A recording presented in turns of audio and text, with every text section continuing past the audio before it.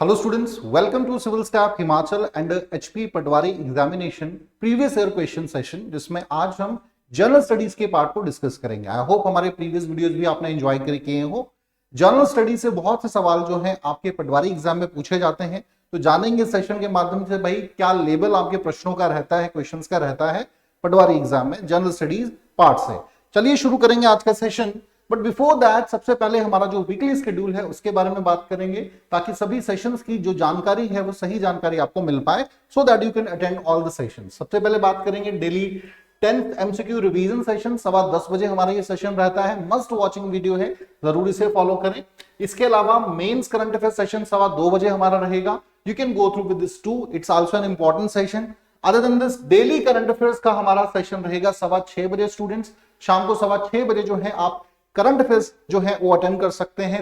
हिमाचल के तकरीबन सभी एग्जाम्स में करंट अफेयर से प्रश्न जो है पूछे जाते हैं, क्वेश्चंस पूछे जाते हैं। इसके अलावा एचबी पटवारी से संबंधित हमारे डिफरेंट क्लासेस जो है वो रहेंगे, चाहे प्रीवियस ईयर क्वेश्चंस की बात करें या मोस्ट एक्सपेक्टेड क्वेश्चंस की बात करें, जिसमें डिफरेंट हम सब्जेक्ट्स को डिस्कस करेंगे। मैथ्स, इंग्लिश, जीके, ठीक है जी, हिमाचल जीके, हिंदी, सभी सेगमेंट्स जो है इसका एक हिस्सा है। यूट्यूब शॉर्ट्स इसके बाद 9 बजे आप देख सकते हैं, जिसमें डिफरेंट टीचर्स द्वारा डिफरेंट सब्जेक्ट से रिलेटेड इंफॉर्मेशन आपको दी जाएगी, सब्जेक्ट स्ट्रेटेजीज बताई जाएंगी, साथ ही साथ मोटिवेशन वीडियोस भी जो है टीचर्स द्वारा बनाए गए आप देख सकते हैं।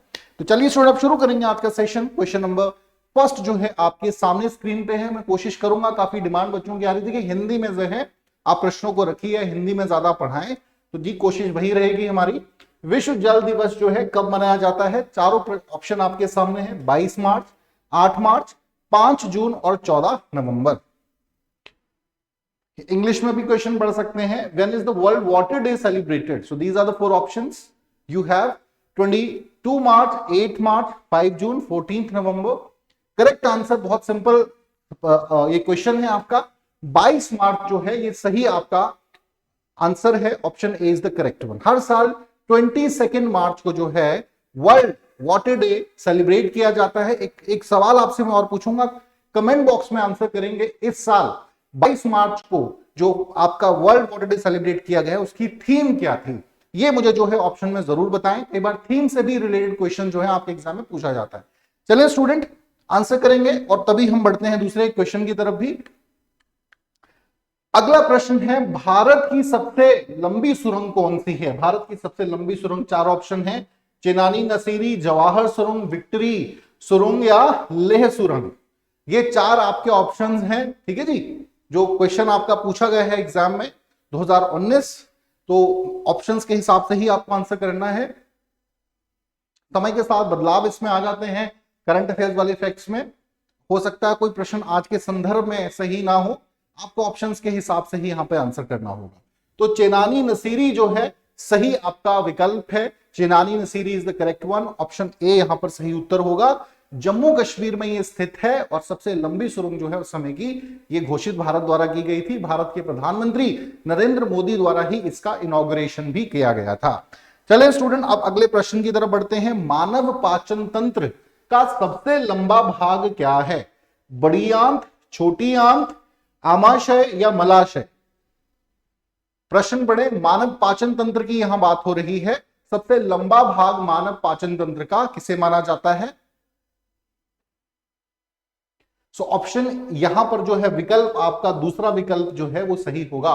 छोटी आंत को या स्मॉल इंटेस्टाइन जिसे हम कहते हैं, सबसे लंबा भाग पाचन तंत्र का माना जाता है, डाइजेस्टिव सिस्टम का माना जाता है, ठीक है जी। As you can see through this image, इस पिक्चर के माध्यम से आप देख सकते हैं स्मॉल इंटेस्टाइन जो है यहां पर, ये जो अंदर का भाग रहता है स्टमक का आपका, इसे स्मॉल इंटेस्टाइन कहा जाता है।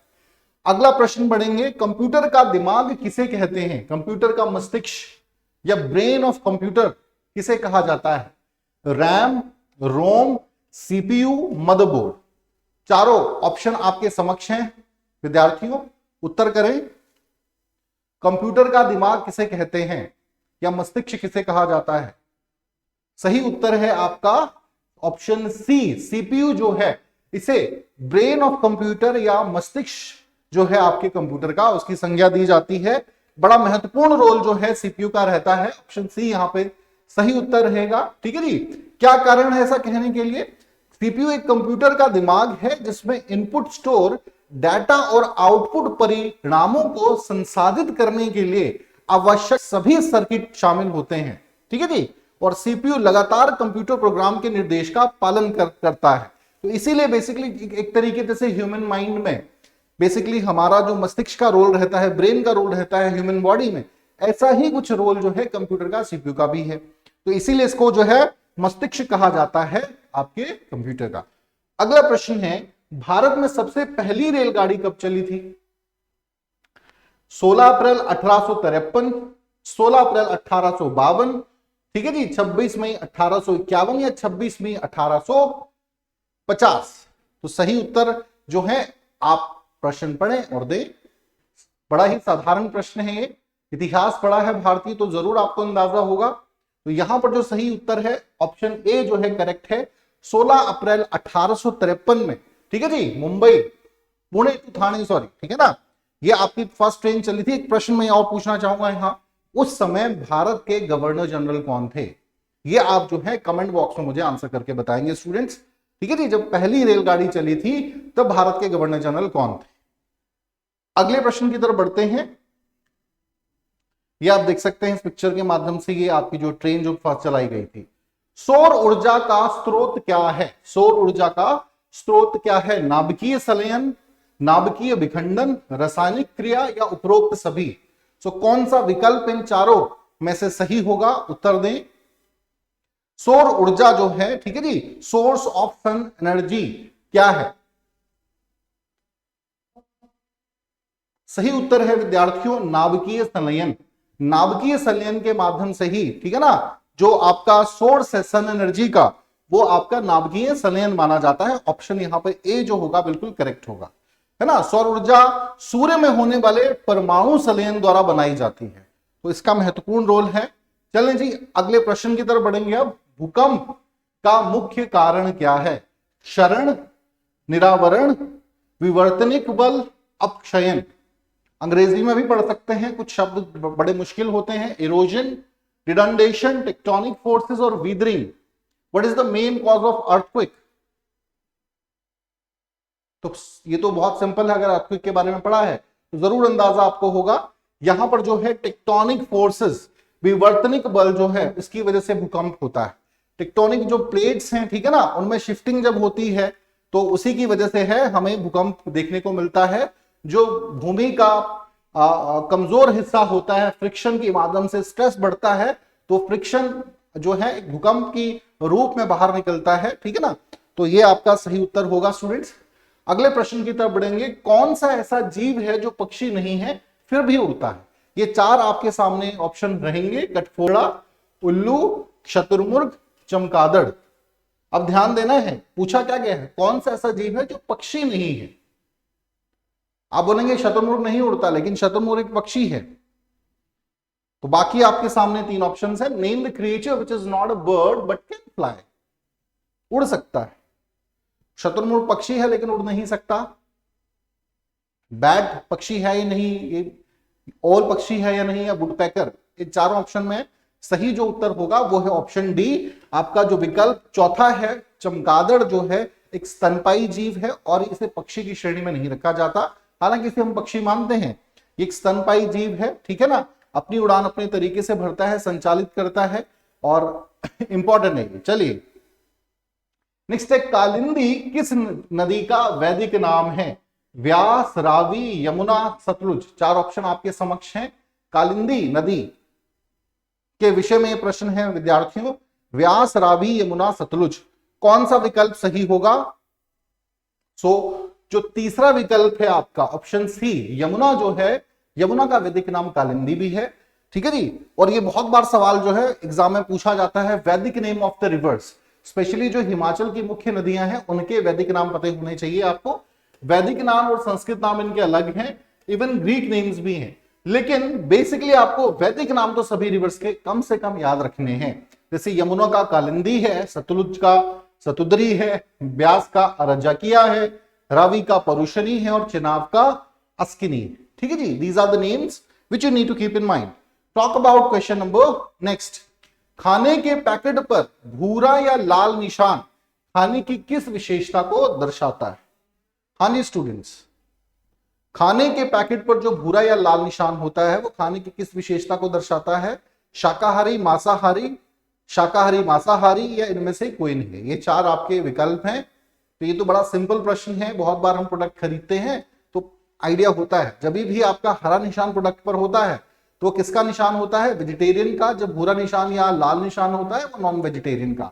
As you can see through these two pictures you can see, ऐसा कुछ निशान बना होता है ना। ये प्रोडक्ट्स में भी देख सकते हैं आप। बी आपका सही उत्तर होगा, non vegetarian is the correct one. Red या ब्राउन जो है नॉन वेजिटेरियन को जो है दर्शाता है। इन प्रोडक्ट्स के माध्यम से आप देख सकते हैं पहले प्रोडक्ट में हरा निशान है मतलब ये प्रोडक्ट होगा वेजिटेरियन। दूसरे प्रोडक्ट में जो है भूरा निशान है मतलब ये जो है आपका नॉन वेजिटेरियन प्रोडक्ट है। अब अगले प्रश्न पे बढ़ेंगे। संस्कृत भाषा में व्याकरण की रचना किसने की है? संस्कृत भाषा में वाल्मीकि, तुलसीदास, पाणिनि या कालिदास? हाँ स्टूडेंट्स, वाल्मीकि, तुलसीदास, पाणिनि या कालिदास, ये आपके चार प्रमुख ऑप्शन हैं जिनमें से आप उत्तर कर देंगे। ध्यान से प्रश्न को पढ़ें। संस्कृत भाषा के व्याकरण की बात हो रही है तो यहां पर जो है पाणिनि द्वारा लिखा गया जो अष्टाध्यायी है, जिसे 6वीं से 5वीं शताब्दी के समय में लिखा गया था, इसे संस्कृत भाषा का व्याकरण की भी संज्ञा दी जाती है। बड़ा महत्वपूर्ण रोल इसका संस्कृत भाषा में है, पाणिनि का अष्टाध्यायी। ठीक है जी, तो इंपॉर्टेंट स्टूडेंट। अगले प्रश्न की तरफ बढ़ेंगे। ग्रेट हिमालयन नेशनल पार्क कहां पर स्थित है? चार राज्यों का नाम यहां पर उल्लेखित है। पहला आपका विकल्प है पंजाब, दूसरा है उत्तराखंड, तीसरा असम, चौथा Himachal Pradesh. Great Himalayan National park की बात हो रही है। हिमाचल से अगर आपका संबंध है तो इस प्रश्न का उत्तर तो आपको जरूर ही होना चाहिए। हिमाचल प्रदेश में ही जो है ग्रेट हिमालयन नेशनल पार्क है। It is situated in the Kullu district of Himachal Pradesh. ठीक है जी, और तकरीबन जो है ये आपका 1171 वर्ग किलोमीटर के क्षेत्र में ये फैला हुआ है। बहुत ही खूबसूरत ये नेशनल पार्क है। अगले प्रश्न पे बढ़ेंगे अब। दांतों के सबसे भारी परत को क्या कहते हैं? दांतों की जो सबसे भारी परत होती है विद्यार्थियों, क्या कहते हैं? इनेमल, डेंटिन, सीमेंट, या इनमें से कोई नहीं। ये चार विकल्प जो हैं आपके समक्ष हैं। सही उत्तर जो है वो आप गैस करेंगे। दांतों के बाहरी भाग, तो इनेमल जिन जिनका ऑप्शन ए है वो सही है। इनेमल जो है ये हमें कैविटी से भी बचाता है। बाहरी जो परत होती है हमारे दांतों की उसे इनेमल कहा जाता है। ठीक है जी, कैविटी जो दांतों में होती है उसे रक्षा भी करने का मुख्य काम जो है वो इनेमल का रहता है दांतों में।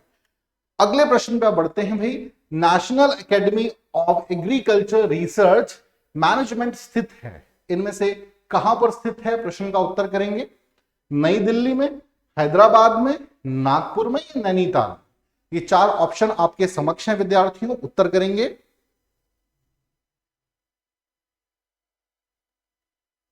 खाली स्टूडेंट्स काइंडली आंसर।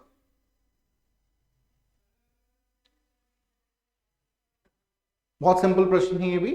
हैदराबाद में बेसिकली जो है नेशनल एकेडमी ऑफ एग्रीकल्चर जो रिसर्च मैनेजमेंट इंस्टीट्यूट है ये हैदराबाद पे स्थित है। तो यहां पर जो ऑप्शन आपका बी रहेगा ये करेक्ट रहेगा। चलें जी अगले प्रश्न पे बढ़ते हैं। सौर मंडल का सबसे गर्म ग्रह कौन सा है? बड़ा सिंपल प्रश्न है, ये आपने अपनी स्कूली शिक्षा के दौरान जरूर पढ़ा होगा। जब आपने सौर मंडल के विषय में या ब्रह्मांड के विषय में जानकारी पढ़ी होगी, है ना। बुध ग्रह, शुक्र ग्रह, बृहस्पति या शनि ग्रह, ये चार आपके प्रश्नों, चार विकल्प हैं आपके इस प्रश्न के। उत्तर करेंगे। सही उत्तर क्या होगा? सौर मंडल का सबसे गर्म ग्रह कौन है, ये प्रश्न है आपके समक्ष। तो यहां पर जो शुक्र ग्रह है विद्यार्थियों, ये सही उत्तर रहेगा। शुक्र ग्रह या वीनस जो है consider the hottest planet of a solar system. Alright, and what is the reason behind it? It is believe that कि इसका अलग से एक बड़ा ही स्ट्रॉन्ग ग्रीन हाउस है जिसका इफेक्ट रहता है, जैसा कि हमारी पृथ्वी पर भी अनुभव किया जा सकता है।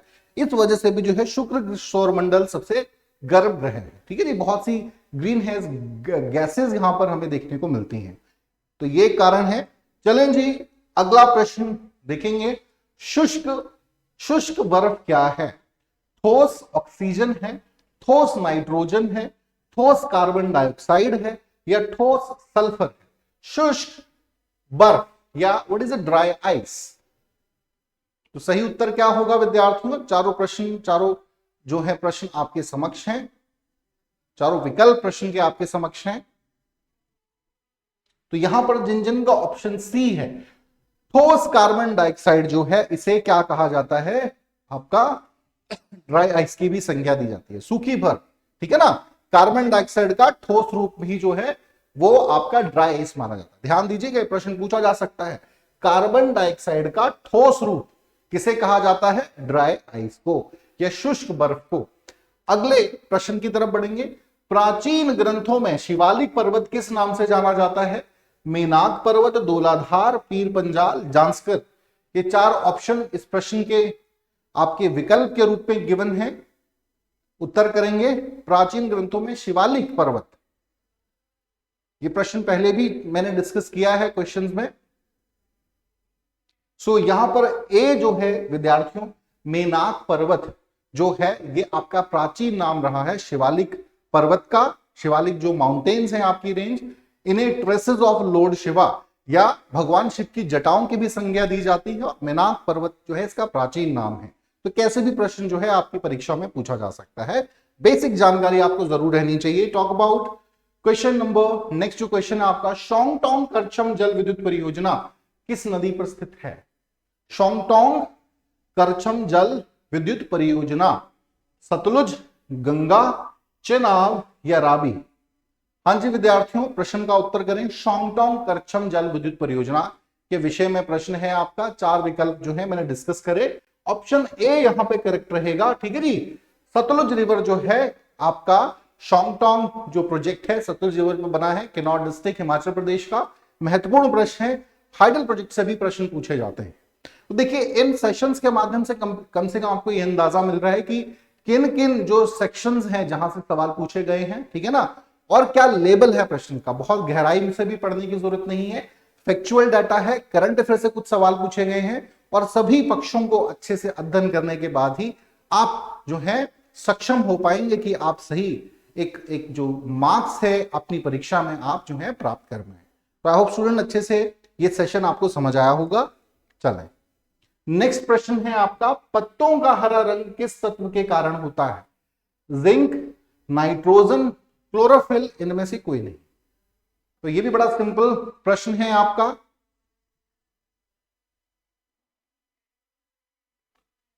ऑप्शन सी क्लोरोफिल जो है, इसकी वजह से पत्तों का रंग जो है वो हरा होता है। बड़ा महत्वपूर्ण रोल क्लोरोफिल का पौधों के लिए रहता है। एक पौधों में क्लोरोफिल का काम प्रकाश को अवशोषित करना है। आमतौर पर सूरज की रोशनी को ही अवशोषित जो है पौधे करते हैं, ठीक है जी। और ये जो है इसका बड़ा महत्वपूर्ण रोल जो है पौधों की ग्रोथ में रहता है। जो आपके प्लांट्स हैं उनकी डेवलपमेंट में फोटोसिंथेसिस का रोल इंपॉर्टेंट है, क्लोरोफिल का रोल इंपॉर्टेंट है, ठीक है जी। प्रोसेस को फोटोसिंथेसिस कह देते हैं। तो चलिए स्टूडेंट, आई होप हमारा सेशन आपने एंजॉय किया होगा। आज के लिए इतना ही। Thank you very much.